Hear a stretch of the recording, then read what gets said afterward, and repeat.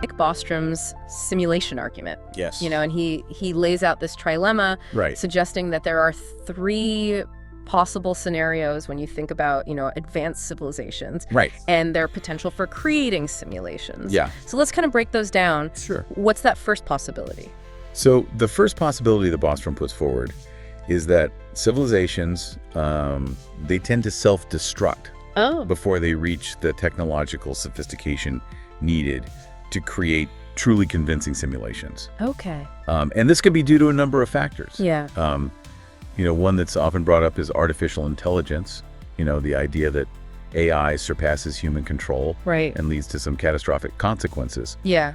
Or even something like, a global nuclear war that wipes out humanity. Okay. So we might not even get the chance to reach SimCity 2.0 level before we accidentally hit the self-destruct button Yeah. on our own civilization. Oh, that's kind of a sobering thought, right? It is a sobering thought. Yeah, Yeah. it is. So what about that second possibility? Okay, so the second possibility is that even if civilizations do reach that level of technological advancement, where they could create these really convincing simulations, Right. they might just lose interest in doing so. Okay. Perhaps they discover other, more meaningful pursuits. Right. Or maybe there are ethical considerations Yeah. that lead them to decide that it's not a path they want to take. So it makes you think about, even today, we have the technology to do certain things, but we choose not to because of the potential downside. Exactly. Yeah. And maybe advanced civilizations have similar ethical boundaries, but on a much grander scale. Yeah. Yeah. Yeah. So that's the second possibility. Okay. So we've got self-destruction. We've got a loss of interest. Right. So drum roll, please. Yeah. What is that third possibility? All right. So the third and perhaps the most mind-boggling possibility is that we are currently living in a simulation Oh, there it is. created by a more advanced civilization. All right. So now we're getting into the really interesting stuff. Yeah, now we're cooking. But the thing is, Lex Fridman actually pushes back on Bostrom's trilemma a little bit, Okay. suggesting that it's maybe a little too simplistic. I see. So what are Fridman's thoughts on this? Well, Fridman argues that there are far more possibilities than those three, right? Okay. He points out that Bostrom's argument doesn't really account for the potential diversity of simulations. Yeah. Oh, okay. There could be variations in the level of detail, Right. the number of conscious beings that are involved, Yeah. the types of physical laws that govern the simulated world, and so on and so forth. Yeah, it's like saying there's only one type of video game, Exactly. when we know there are endless possibilities Right. Oh, yeah. in the gaming world. So why wouldn't that be the case with simulations as well? Yeah, it's a good point. So are there any other specific points where Fridman kind of diverges from Bostrom in his thinking? Yeah, so one of Fridman's key criticisms is that Bostrom's trilemma doesn't really fully address the complexities of consciousness and suffering. Okay. He questions, whether all beings in a simulation would need to be fully conscious, Right. or if some might essentially be what philosophers call philosophical zombies. Okay. So entities that act as if they're conscious Right. but lack genuine subjective experience. Oh, interesting. And he also raises the question of suffering, right? Yeah. If consciousness is a feature of the simulation, Yeah. how does that factor into the experience of pain, fear, and all the other kind of Right. difficult aspects of existence? Yeah. Is it possible to have a simulation without these negative elements? That definitely adds another layer of complexity to this whole thing because Yeah. it makes you wonder, what are the motivations of our hypothetical simulators? Are they benevolent beings trying to create a utopia? Right. Or are they something else entirely? Exactly, yeah. So we've talked a lot about Bostrom. We've talked about Fridman. Right. Where does Joe Rogan kind of fit into all of this? Well, so Joe Rogan, throughout the conversation, he's clearly captivated by the idea of simulation theory. Yeah. And at one point, he asks Fridman a very thought-provoking question. Okay. He says, what would you ask a powerful artificial general intelligence Oh, wow. if you had the chance? That's a great question. What did he say? His response is simple, but incredibly profound. He Okay. says, what's outside the simulation? Wow. That's a question that really gets to the heart of this whole mystery, isn't it? It does. It's like the modern day equivalent of asking, what is God? Right. Or what is the meaning of life? Yeah. It speaks to that deep human desire to understand our origins and the nature of reality. It does. So I'm curious to get your thoughts on that question. What's outside the simulation? I mean, it's a question that has likely been pondered by humans for as long as we've been capable of contemplating our place in the cosmos, right? Right. And if we consider ourselves as potentially simulated beings, the natural next question is, what lies beyond the boundaries Yeah. of our perceived reality? Right. And it makes you wonder if that innate desire to explore, to push beyond the known, is somehow hardwired into us. Yeah. Perhaps even a clue to our simulated nature. It's almost like we're programmed to Yep. seek out the edges of our reality Yeah. and try to peek beyond them. Absolutely. It's interesting because from what I gathered, Friedman himself isn't entirely convinced that we're actually living in a simulation right now. That's right. He seems to be approaching it more as a thought experiment, Okay. a way to kind of explore the boundaries of our understanding, Right. rather than a definitive truth. And I think that view is shared by many scientists and philosophers, right? Yeah.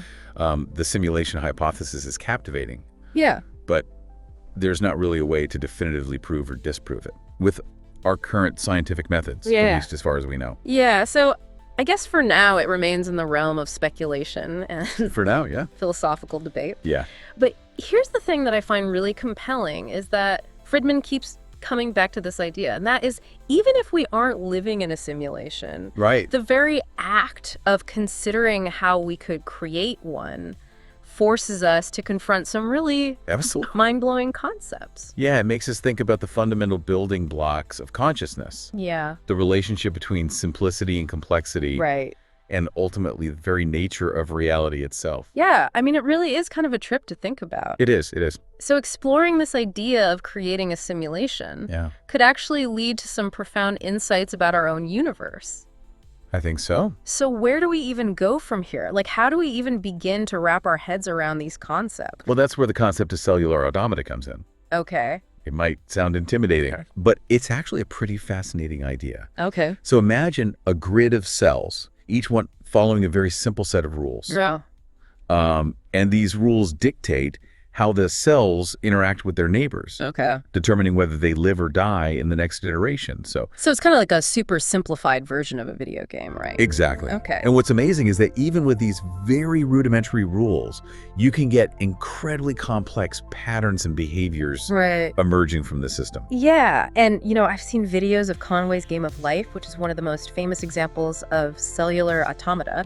And it really is mesmerizing to watch these Yes. like intricate, almost lifelike patterns Yeah. swirling around. It is. And it all comes from this simple set of rules. Yeah, it really highlights how complexity can emerge from simplicity, Right. which is a key takeaway when we're considering the simulation hypothesis, right? Right. So a simulated universe wouldn't necessarily need an all-knowing creator that's meticulously designing every single detail. Yeah. All you would need are the right initial conditions. Right. And a few simple rules, the Yeah. complexity could potentially emerge spontaneously. That's incredible. It really challenges our assumptions about how the universe works. It does, it does. And speaking of challenging assumptions, I love how Friedman can inject some humor into even the most profound topics. Oh, he's great at that. Like when he speculates that the creator of our simulated universe Right. could just be some bored teenager messing around with a super advanced video game in his mom's basement. Yeah, that's a funny image. Yeah, so let's actually take a listen to that clip Okay, let's hear it. because it's pretty amusing. All right. Okay, so here it is. Okay. All right, let's go. It's remarkable how a concept like simulation theory, which sounds like something straight out of science fiction, can lead to such profound philosophical discussions. It really is, and in the first part of our deep dive, we were talking about the possibility that we could all be digital beings living in this vast, complex simulation, which is a pretty wild idea. It is. It is. And it definitely raises a ton of questions. Absolutely. But one of the things I think is really intriguing about this whole conversation is the ethical dimension, right? Oh, for sure. Like, if our reality is indeed a simulation, Right. does that mean we as simulated beings Yeah. have any real moral rights? It's a great question. Or do our creators, do they have any obligations toward us? Right. I mean, it really throws a wrench into our conventional understanding of ethics and morality. It does. Because if we're just part of someone else's experiment, Right. Could they just hit the reset button Right. or delete us entirely if they wanted to? Yeah, it's interesting to think about what their motivations might be, right? And if they're like conducting all sorts of experiments on us Right. without our knowledge or consent. Yeah, and we would have no idea. It's a little unsettling to think about. It is a bit unsettling when Yeah. you really start to, I'm getting some serious Matrix vibes here. yeah. So instead of malevolent machines, we could have, I don't know, Right. some advanced alien species. Yeah, it could be anything. Or even just like a super intelligent AI calling the shots. Right. And it makes you wonder, are there any clues within our own reality Right. that might suggest that we are actually living in a simulation? That's a question that many people have pondered, and there are some who believe that certain unexplained phenomena Okay. might be evidence of a simulated reality. Like what? Things like deja vu. Have you ever experienced that? Oh, yeah. That feeling that you've experienced something before? Oh, yeah, for sure. That's been suggested as a potential glitch in the Matrix. Yeah, I've definitely had those moments where it feels like, wait a minute. Right, like you're reliving a scene. Yeah, like I'm reliving a scene from a movie or something. Right. And it's a really strange feeling. It is a strange feeling, yeah. But is it really a sign of a glitch, or is it just our brains kind of playing tricks on us? It's tough to say for sure. There are a lot of theories about what causes deja vu, Right. but nothing conclusive. Yeah.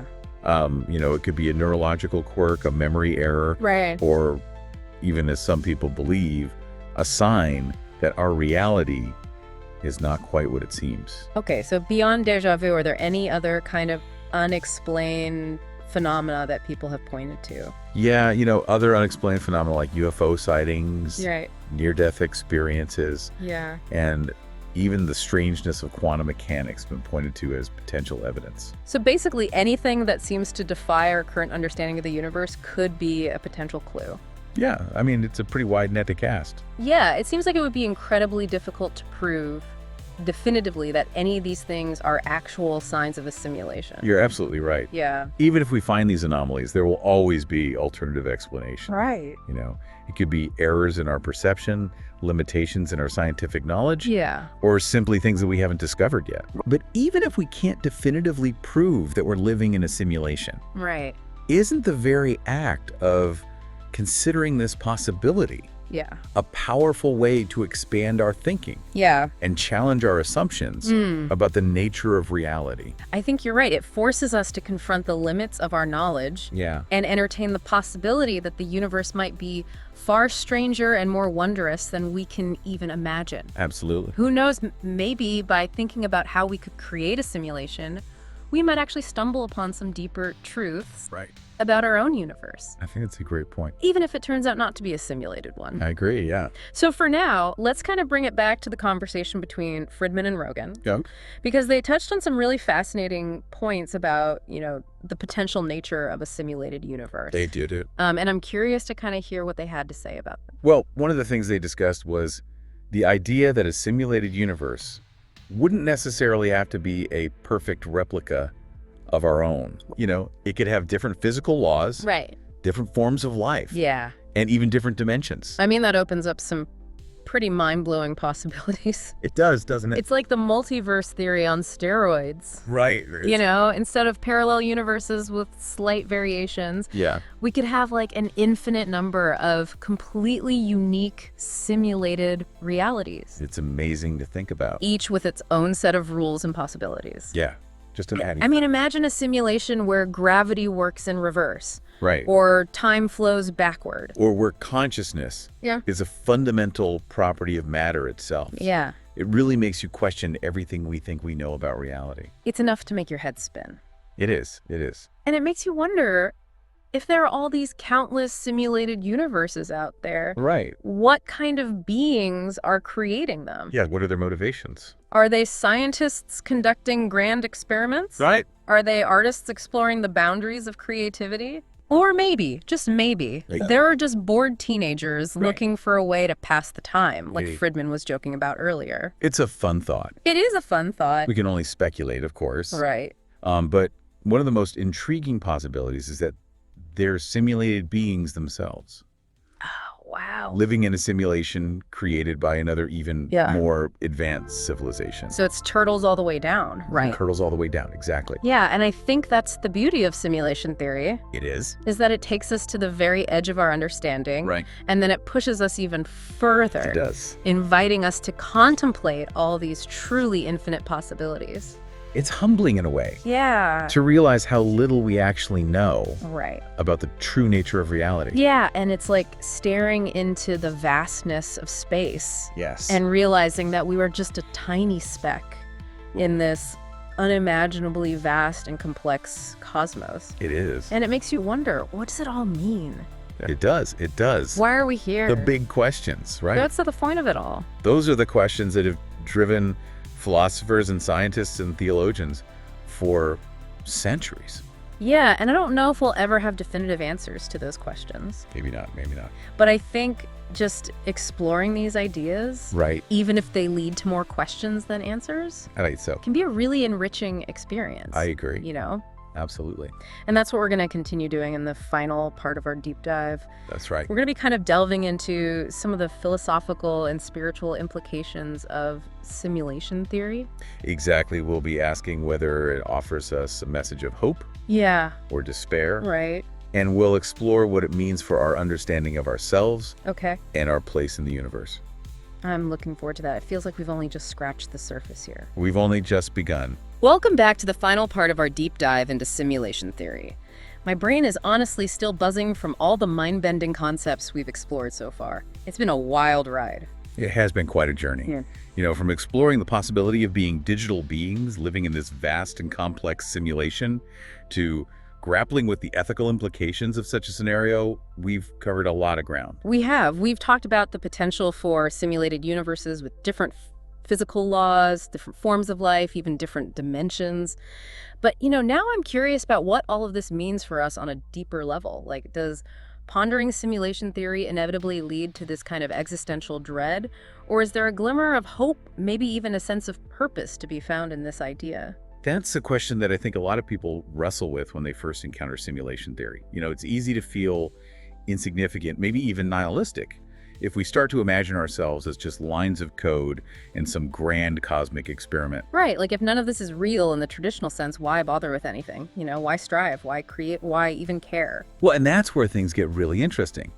Because even if our reality is simulated, the emotions that we feel, the connections we make, the experiences we have, those are all very real to us. Yeah. So even if the stage is artificial, the drama playing out on it still has meaning. Exactly. That's a reassuring thought. Yeah. Think about a character in a video game. Okay. They don't know that they're code. Yeah. You know, they experience joy, they experience love loss and triumph, Right. and their struggles matter within the context of their world. That's a great analogy. Yeah. It reminds us that even in a simulated reality, our lives can have purpose and value. Absolutely. But, I still can't help but wonder, like, if we are in a simulation, what's the point from the creator's perspective? Are we just entertainment, a science experiment? Like, what's going on? Well, it's natural to ask those questions, but, we're entering the realm of pure speculation here. Right. Perhaps the creators of our simulation are studying us, trying to understand the nature of consciousness, or maybe they're seeking solutions to problems they haven't been able to solve in their own reality. Yeah, I guess we could even be the ultimate reality show for some advanced civilization. Right, exactly. But joking aside, if we take this idea of purpose a step further, Okay. wouldn't it imply some kind of intelligence or intention behind the creation of the simulation? It's certainly tempting to draw that conclusion. Right. After all, even if the universe arose from simple rules like we were talking about earlier, those rules had to come from somewhere. Mm-hmm. And the very fact that those rules gave rise to complexity, to life, to consciousness, suggests a certain elegance, maybe even artistry in their design. That makes me think about those cellular automata patterns that we were talking about earlier. Yeah, They're so incredibly beautiful and complex, they are. but they arise from these very, very simple rules. It does make you wonder if there's some kind of hidden order, a deeper intelligence woven into the fabric of reality itself. Could simulation theory actually point us towards a new understanding of the divine? It's certainly a possibility. For some people, the idea that we might be living in a created reality actually strengthens their faith. Oh, interesting. It suggests the existence of a creator, even if that creator is vastly different from the traditional image of God. So rather than leading us to an atheistic worldview, simulation theory could potentially open up new avenues for spiritual exploration. Exactly. It's fascinating how a concept that initially seems to challenge our notions of reality can ultimately lead us back to some of the biggest questions about existence and the nature of the divine. I agree. It really highlights the interconnectedness of science, philosophy, and spirituality. It does. And even if we never find definitive answers to these questions, I think the very act of asking them, of grappling with these big ideas, can be a profoundly enriching experience. I couldn't agree more. And so as we wrap up this deep dive into simulation theory, I want to leave our listeners with one final thought to ponder. If the universe is a simulation, what does that mean for the concept of death? Whoa, now that's a question I haven't considered before. Yeah. That's a bit of a mind bender. If our physical bodies are just digital avatars, does death simply mean logging out of the simulation? And if Well- so, what happens to our consciousness? Does consciousness simply cease to exist? Does it Yeah. get transferred to another realm? Or could it even be recycled and reintegrated back into the simulation, Right. perhaps in a new form? It's almost as if simulation theory opens up this whole new realm of possibilities for the afterlife. It does, doesn't it? Instead of heaven and hell, maybe there's an endless cycle of virtual reincarnations, each life a new opportunity for growth and exploration. It's a thought-provoking idea for sure. And ultimately, I think these are questions that each individual has to wrestle with on their own. But I do think one of the greatest gifts of simulation theory is that it invites us to think outside the box, to challenge our assumptions, and to embrace the mystery and wonder of the universe, Right. both real and simulated. And that's what the deep dive is all about, right? Exploring the big questions, embracing the unknown, and hopefully leaving our listeners with even more questions than answers. I think that's a great way to put it. And on that note, I think it's time for us to log out of this particular simulation. I agree. But hey, if you happen to stumble across any glitches in the Matrix, be sure to let us know. We're always up for good conspiracy theory. Absolutely. Thanks for joining us on this incredible journey.